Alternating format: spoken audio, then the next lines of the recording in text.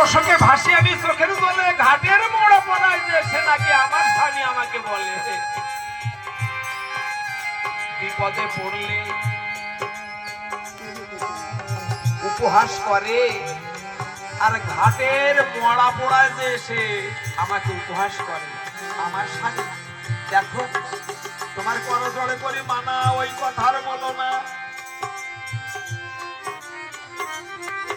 তুমি ওই কথা বলো না। আমার স্বামী হরিশ্চন্দ্র, আমি তার বনিতা, আমি তার স্ত্রী। হরিশ্চন্দ্র তখন বলেছে, ওগো আমি জানি তোমাকে পরিচয় না দিলে তুমি বুঝবে না। তুমি শোনো দিয়ে মন, আমার পিতার নাম হরিদ্বীপ, আমি তার নন্দন। আমি বিশ্বামিত্র মুনির পরে আমি সব দান করে দিয়ে তোমাকে বিদাইয়েছিলাম কাশীর বাজারে।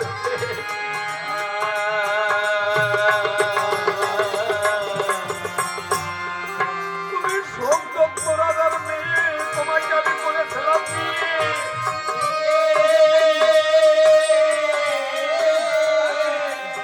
আমি সেই হরিশ্চন্দ্র, তোমাকে বিক্রয় করে আমি নিজেকে বিক্রয় করাইছিলাম ডুবের পারে।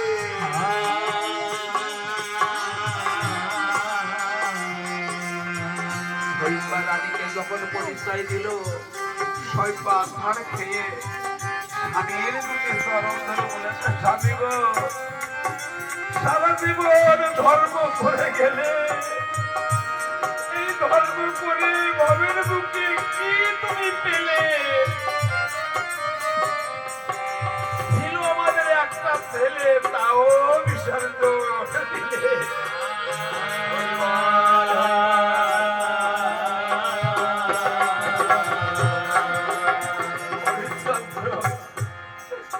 আল্লাহর ঘে পড়ে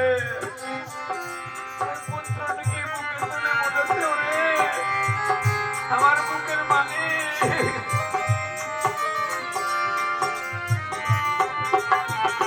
আমার বুকের মানি কোথায় গেলি? আমার বুকের মানি একবার বলে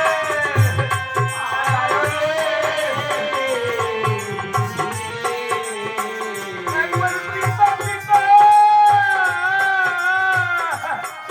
বলে গেছে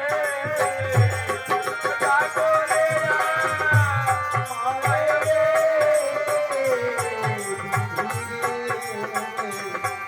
সন্তান হারা হলে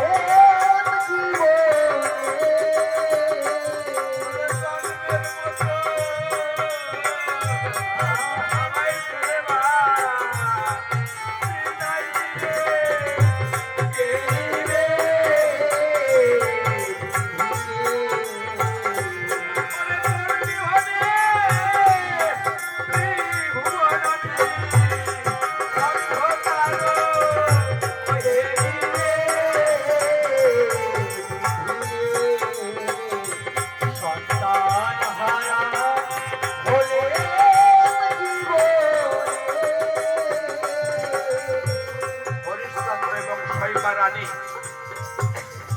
আদৈকৃত পুত্রটাকে সম্মুখে রেখে হরিশ্চন্দ্র বলল, রানী আর পেতো না, আমি আর কাঁদবো না, তবে জীবনে যা কোনোদিন করিনি তা করবো।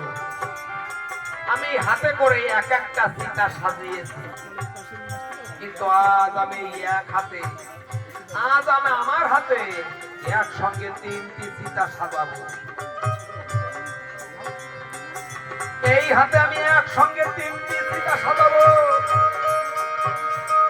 তুমি থাকবে আমার বামে, আমি থাকবো তোমার দক্ষিণে, আর আমাদের বুকের মালিক থাকবে মধ্যখানে।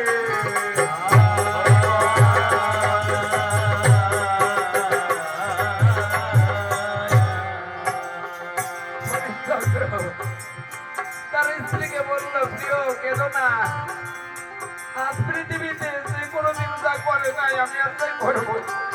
আমার হাত দিয়ে একসঙ্গে 3টি সীতা সাজাবো। তুমি আমার বাপ পাশে থাকবে, আমি তোমার দক্ষিণে থাকবো, আর মাঝখানে আমাদের প্রাণের পুত্র থাকবে। তাই আজ হরিশ্চন্দ্র বলেছে, ওরে এইবার